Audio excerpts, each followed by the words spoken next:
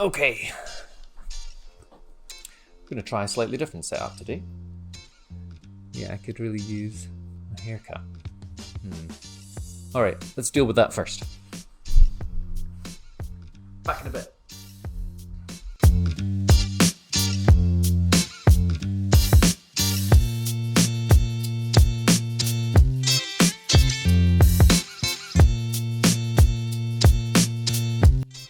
Okay, much better. Alright. A few other things changed as well, you might have noticed. Welcome back. I'm sorry that I missed you for a week. We just had some problems. I was delayed. We're back at it and better than ever.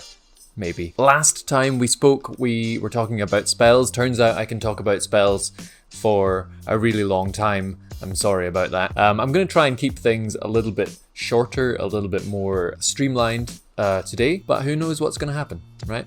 You think I plan these things before I start? I do a little bit, but things don't ever go according to plan, so we'll see. Last time I promised you a subclass, something a little bit more substantial to sink our teeth into, and oh boy, did I deliver. Old Pappy Brew's got some good stuff in store. Big Daddy Brew has got some stuff. Oh no. Brew boy, brew bro. Bruh, brew blah. Nah. The brew father. I'm gonna give you a brew that you can't refuse. Brewbeard. Captain Brewbeard. Oh yes. Okay. Captain Brewbeard. I didn't have a captain's hat or what do you call it, an eye patch or a hook. So this is it. Captain Brewbeard has got some thick booty for ya. I'm committing to this bit. You scurvy dogs. I said to myself, did I, Captain Brewbeard, what are we going to make for our brew crew? Our brew this is amazing. Our brew crew. We're gonna make a subclass. Shall I just make another grave cleric? Nay just sounds like I'm being a horse and I can't remember what my pirate voice was. There it is, I found it again. I'm Irish now, suddenly. Maybe I was always Irish, I don't remember. Doesn't matter. Am I just going to make another necromancer and call it a day? Nay! My brew crew deserve better than that. And so, I thought, well, what about a barbarian? Or a ranger? Or a paladin? Well, those are all good options. But I don't really want to make a paladin. No, wait, I did make a paladin. I messed it up right at the end there. I made a paladin, whatever. Okay, let's all agree that never happened. Right, so here's what I'm not going to do this time. I'm not going to break down everything in loads and loads of detail and go through it all step by step. So instead, I'm just going to take you through the process that I went through in order to build this subclass. Then I'm going to give it to you guys to have a look at yourselves. So first thing I did was to take a look at the classes that exist in D&D and think about which of those fit Yorick the best. As we mentioned last time, we're going to start off from looking at what is the core feature of our character Yorick. Obviously, his little ghoul guys that follow him around. That is kind of the core mechanic that he has available to him. And he's metal as fuck. And that's sort of the two things that make up what Yorick is. Thinking more broadly, he's kind of a necromancer character. He's quite tanky. He's defined in League of Legends as a juggernaut character, which is a kind of unstoppable force that can take a lot of damage, but also dish out quite a bit of damage. The first thing I thought was, okay, a cleric, right? So we have already the death domain and the grave domain for clerics, which are already thematically pretty close to necromantic kind of dark magic, raising the dead type stuff. So we kind of already have something fairly similar to Yorick in a lot of ways in the Grave Cleric and the Death Cleric. And also, Yorick really isn't a support character. He doesn't have any healing ability or anything like that for other members of the party, so it doesn't fit him exactly. The other thing I considered was the ability that clerics use to cast their spells is Wisdom. From the lore of Yorick, he kind of speaks to these souls of the dead, these little ghoul guys in the mist, and they're like his only sort of companionship and his only kind of friends, I guess. And so most of his abilities come from the kind of rapport that he has with these creatures in the mist. So thinking about it in those terms, charisma fits more clearly with Yorick's ability to cast spells and manipulate the mist rather than wisdom. It's not a big thing, that certainly wouldn't kill the idea of a cleric for me, but I think along with all of the other things that we've discussed, we can pretty much write that one off. So we're not going to make a cleric build. It's a similar story with wizards. We've already got the necromancer, so there isn't a lot we could add to that with Yorick. The other thing about wizards is they're pretty reliant on having a variety of spells, whereas Yorick kind of just does one thing really well, which is create all of these ghoul guys and send them at his enemies. He's a lot more specialized than a wizard would be, even a necromancer, and he's certainly not a kind of glass cannon, squishy kind of character that most wizard archetypes would fall into. And similarly to the cleric who uses wisdom to cast their spells, the wizard uses intelligence, which again maybe isn't exactly the right fit for Yorick, but isn't a massive deal. I also thought about probably a bit of a wild card, a ranger build for Yorick. I thought that perhaps his ability, the spell that we worked on last time, where he marks the enemy and sends all of his little ghoul guys, was quite similar to one of the core abilities of Ranger, which is Hunter's Mark. So what we could have done is modified Hunter's Mark, made that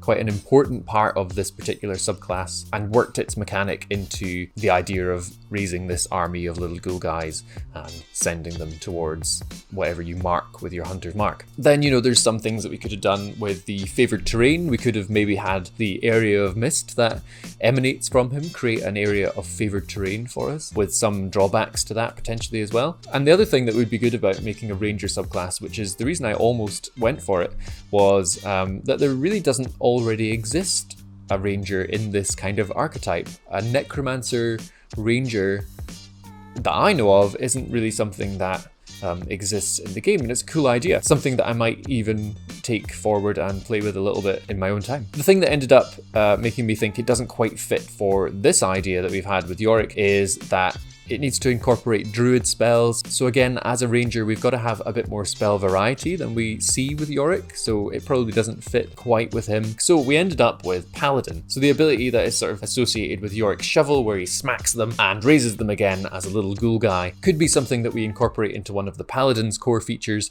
which is the Divine Smite. Also, Paladins are traditionally more of a DPS tank type build, which fits exactly with what we're trying to do with Yorick. And to top it all off, they use Charisma as their main spellcasting ability, so that seems to work perfectly for Yorick. So that is what we went with. Let's take a look at what we built, see how we built it, and then I'll let you guys look at it in a bit more detail if you wish to.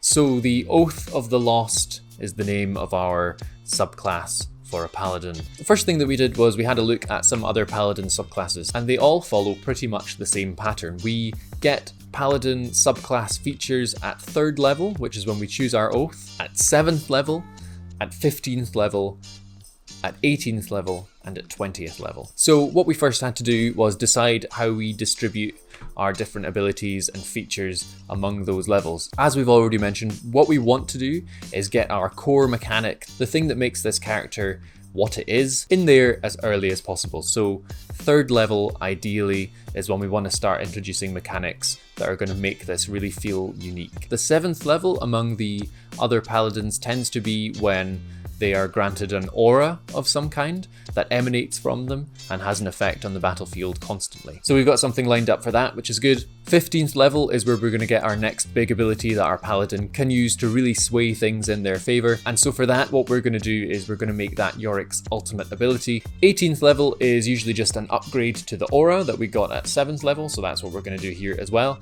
And then 20th level is where the paladin achieves some level of avatar state that allows them to overwhelm and overpower their enemies. So starting at 3rd level, what do we get? We take our oath, so we have the tenets of the oath that we need to consider. We have our channel divinity options that we get as well, which are kind of our main focus as a paladin. And then lastly, we begin to get access to our oath spells. So those are the first three things that we're going to tackle. So the Tenets of the Lost. Now, the only time that you're ever going to have to worry about something like this is when you're building a paladin, but actually it's a pretty good exercise to do in general, because all it's really doing is ironing out for you the themes of this particular build that you want to create, and it can help you with building in themes and motifs to the abilities that you're going to come up with. So we've got our tenets here. There are 4 of them. We have all things fade, but me.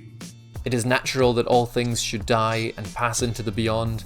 I will stay behind to make sure every soul is laid to its final rest. I am no tyrant. These souls act on their own. I will not force the dead to do my bidding against what free will they have remaining. I will always seek to set them free to rest as soon as possible. The dead have not forgotten. The victims of cruelty and evil demand justice before they can rest. I will deliver it to them. The ruined king's allies shall fall with him. Others who would raise the dead and seek to control them are my sworn enemies.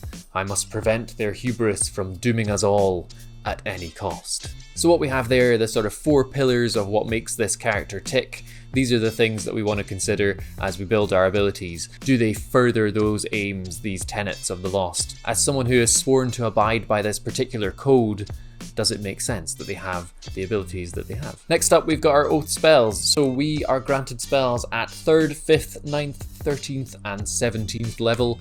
And it's nice and easy with a paladin. At 3rd level, you get 1st level spells, then you get 2nd, then 3rd, then 4th, then 5th. All I did was search through the different handbooks and resources that I have for what 1st level spells there are that are not available to a paladin already, and looked through that list until I found some that I felt like fit the theme. So we've got the beginnings of some necromantic stuff happening there with false life, and we've got sanctuary there, which fits our sort of guardian protector kind of theme. 2nd level spells, we've done the same thing, and when looking at that, there weren't really as many solid options that we could take. We went with see invisibility because actually that was a pull from the lore, which is that he can see the kind of manifestation of death which exists in the League of Legends lore. So the idea being that he can kind of see into both the world of the living and the world of the dead, so see invisibility, why not? And then we have Dark Procession, which is the name of the ability that Yorick has in League of Legends, where he throws up a barrier that prevents his targets from escaping. I've just put a little asterisk there to indicate that that is not a spell that is in the game,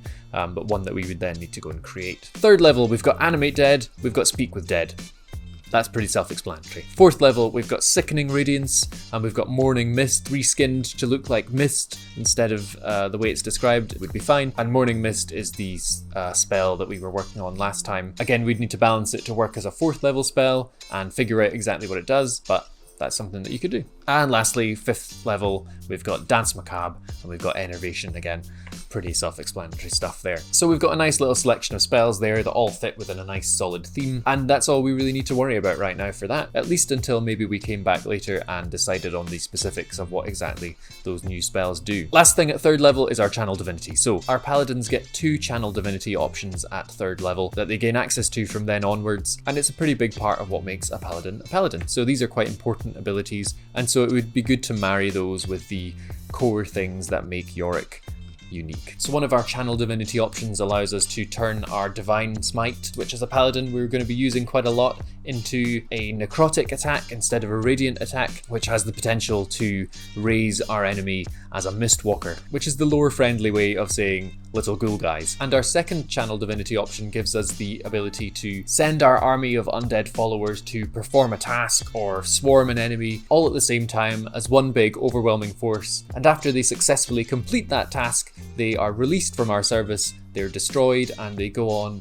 into the afterlife. So on our first pass of thinking about what are we going to do with Channel Divinity, all I did was pair them with the abilities that Yorick has that are the most core to his character. So his ability to hit his enemies with his shovel and raise them again as a ghoul, and his ability to send his ghouls to do things. I then started to work out the details of what they might do after I had been through everything once and then went back and looked at each thing in a little bit more detail. One of those things that I had to look at the second time round was Mistwalkers. What's a Mistwalker? Mistwalker. It doesn't exist in the game, so we had to create a Mistwalker. I'm not going to go through in detail what that is. I'll save that for when we talk about making creatures, but you'll be able to find the Mistwalkers on the page if you check it out. Moving on, we get to 7th level, which is where we have to have our aura. Again, this is quite thematic for our character because we can see in the art and in the game that Yorick has an aura of mist that is constantly emanating from him. So that's what we did, aura of mist. So again, on the first pass round, I just went, right, okay, what's the aura going to be? It's going to be something to do with mist. Maybe his passive ability in the game that is just always active as well, and I left it at that, and then came back to it later. And what we ended up going with was something that hinders undead that come close to you that aren't under your control and bolsters undead that are under your control. So again, going back to our tenets, we're making sure that we're effective against enemy necromancers and enemy undead, and that we're also being protective of the undead who are under our care. So we've got that in there. So then we've got our 15th level ability. This is the big impactful ability that our character is going to get in the late game, and so we've made it the big impactful ability that you get in the late game of League of Legends. We've made it his ultimate ability, Eulogy of the Isles. So I knew that it was going to be a summon effect that would summon the Maiden of the Mist. I knew that I was then going to have to create the Maiden of the Mist as a creature and give her stats, and essentially that's all I did with this one. So quite a bit of work to figure out how strong we were going to have the Maiden of the Mist be and how useful or powerful summoning something actually is, but I've landed on something here that's pretty neat that I quite like. At 18th level we get a slight upgrade to our Aura of Mist, so the range extends from 10 feet to 30 feet. If it ain't broke, don't fix it. We didn't do any more work than we needed to do. We just took that standard from Paladins as they exist and applied it to our homebrew here. Right, that brings us on to the Shepherd of Lost Souls, which is our final ability that we gain at 20th level when we are a hugely powerful character. We want something pretty impactful because we've earned it. We've got ourselves all the way to 20th level. We want something that's going to feel good to use and that's going to really solidify the themes of the character. So this one I'll read out because it's fun. At 20th level, you have become a paragon of the lost souls within the mist, taking on an appearance you choose. For example, you might manifest as a cloaked aspect of death shrouded in black mist, or a ghostly knight in glowing spectral armor. Using your action, you assume this form for 1 minute and gain the following benefits. You are immune to radiant, necrotic, and non-magical slashing, bludgeoning, and piercing damage from attacks. At the start of each of your turns, if you have any less than 4 Mistwalker followers, you summon 1 Mistwalker in an unoccupied space within 30 feet of you. Your aura of mist becomes difficult terrain for your enemies. So they're quite simple effects, really. We've got an immunity, we've got an area of difficult terrain around us, similar to something like Spirit Guardians, and we've got constant summoning of Mistwalkers every turn. The immunity is going to make us into that really tanky juggernaut type character that we discussed before. The constant summons of the Mistwalkers is going to help us out using our other abilities a bit more reliably, and our aura of mist being difficult terrain for our enemies adds further into that idea of us being this kind of slow moving but very, very difficult to stop force of nature just coming through the battlefield, which is really cool. Now this 20th level ability isn't really pulled directly from the League of Legends abilities like some of the other ones are. So this one we did need to kind of just make up, pulling together the different pieces of a character that we've accumulated at that point. But that's not to say that we didn't have a really solid starting place and that we couldn't make it easy for ourselves. 20th level Paladins, pretty much across the board, all get this kind of avatar state that they can assume that makes them just this kind of superhuman manifestation of the power that they've been using up until this point. So really by this point, if you've gotten through everything else and you have all these different themes and abilities that you can pull from, it should be fairly easy to cobble something together and to imagine what a character like Yorick would look like if he attained total mastery over his power. And there you have it. There is the Oath of the Lost, our Paladin subclass that we have built using Yorick once again as our inspiration. And we're going to leave Yorick alone for a little bit now, I think, and we're going to move on and talk about some other stuff in future videos, which I'll get onto in a moment. First though, something I want to talk to you about. Once you've created something, whether it's a spell or an ability, or in this case, a subclass, it's worth just doing a bit of a debrief, a bit of a review at the end, looking over what you've come up with and just trying to see any potential problems that might be there with it. And some of you might have already noticed one of the problems that there is with this particular subclass, in that we might have too many characters to control. Actually, as you go through and read what this one does in a bit more detail, you'll notice that we have the potential to be in control of more than 10 characters at certain times, which is just too many, I think. Even though some of them are very simple characters like these Mistwalkers, it's just too much time to be sitting with one character in battle, for example. There isn't really an effective necromancer character in D&D, but this could be because it is just inherently problematic to have one player controlling that many characters, taking up a disproportionate amount of time in combat. I'm not 100% sure how we curbed this issue with what we've made. As we mentioned right at the start of our build, the core feature of Yorick's character, the inspiration that we're working from, is that he has this horde of undead followers that come along with him. Without that, you don't really have much except a guy with a shovel. He doesn't do much else. So I really want to encourage you to have a look at this subclass that I've made. I'd be really interested to know what you guys think about this. Is it impossible to have a necromancer character in D&D with a powerful horde of followers? Would it bother you in game if one of the players had all of these minions to control? Do you have any ideas about how we could make this work? It hadn't actually occurred to me at all before, but there is definitely a ceiling on how many characters you want a player to have control of. It's not even that it makes them too powerful. We could spend ages tweaking and changing the power level of the followers or our abilities, and I'm confident that we could balance it pretty well. I don't even think we're miles off with this first pass, but even if we did do all of that, we might still have a problem of giving a player too much to manage and too much time in the spotlight. So what do you think? Did we hit an insurmountable wall with this character? Is there another way that we could build this to make it more satisfying and team friendly? If you've got any ideas, I would love to hear them. Now, as I said, we're going to put Yorick to bed for a little bit, and we're going to move on and talk about some other stuff. I'm not going to be directly continuing the series of How to Homebrew probably for the rest of the year, I think. Next week, what I'm going to talk about is Christmas-themed one-shots. There are a ton of them out there, and I'm going to do the legwork for you and tell you which ones are the best. So that's going to be next week. The week after that, I am thinking I'm going to do a video on map making, which should be a lot of fun. I love making maps. I have a whole bunch of resources that I use and different tips and tricks and things like that. So that one should be really good. I'm excited for that video. So until next week, if you get up to anything in the world of Homebrew, please do let me know. I'd love to hear about it. But until then, have fun and be good. Yar! It's me again, Brewbeard. Brew crew for life. Hashtag brew crew for life. Yeah, get it. Booty!